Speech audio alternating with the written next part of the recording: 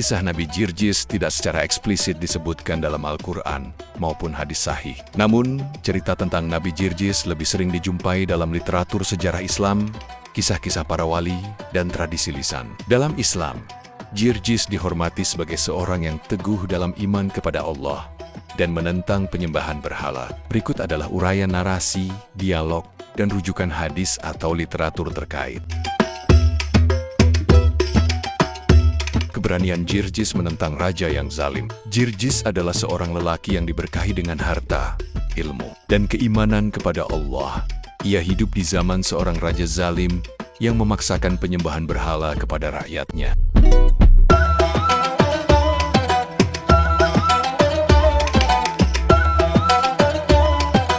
Ketika Jirjis melihat kezaliman sang raja, ia pergi ke istana untuk menasihati dan memperingatkan raja. Dengan suara lantang, Jirjis berkata, "Wahai raja, tinggalkan penyembahan kepada berhala yang tidak dapat memberi manfaat ataupun mudarat. Sembahlah Allah yang Esa, Tuhan semesta alam." Sang raja marah besar karena merasa terhina oleh perkataan Jirjis. Ia memerintahkan para pengawalnya untuk menangkap Jirjis. Raja bertanya, "Siapakah Tuhan yang engkau sembah ini, wahai Jirjis? Apakah ia lebih kuat dari para dewa yang aku sembah?" Jirjis menjawab, "Tuhan yang aku sembah adalah Allah yang Maha Esa. Dialah pencipta langit dan bumi, dan segala yang ada di antaranya. Sedangkan berhala-berhala ini hanyalah patung yang kalian buat dengan tangan kalian sendiri. Tinggalkan agamamu, Jirjis, dan aku akan memberimu kedudukan tinggi, serta harta yang melimpah. Aku tidak akan menjual imanku dengan kenikmatan dunia yang fana. Aku lebih memilih kematian di jalan Allah daripada hidup dalam kesesatan." Raja memerintahkan para algojonya untuk menyiksa Jirjis agar ia meninggalkan imannya.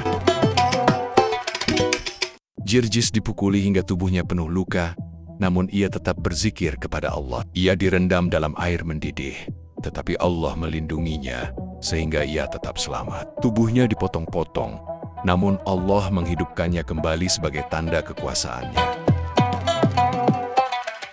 Setiap kali Jirjis disiksa, ia berkata, "Aku hanya berserah diri kepada Allah. Sungguh, Dia adalah sebaik-baik pelindung." Mukjizat ini membuat sebagian rakyat mulai percaya kepada Jirjis dan beriman kepada Allah.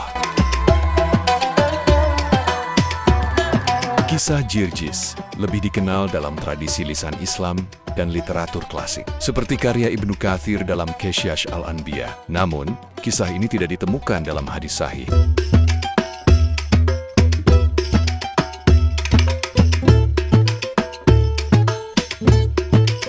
Ibnu Katsir Qisas Al-Anbiya menyebut Jirjis sebagai seorang lelaki saleh yang teguh pada keimanannya. Al-Thalabi dalam Arais Al-Majalis mengisahkan Jirjis sebagai seorang nabi atau wali yang menghadapi raja zalim dan disiksa karena imannya. Literatur Kristen Timur, Jirjis St. George dikenal sebagai seorang santo yang melawan tirani dan dianggap sebagai pelindung kaum lemah.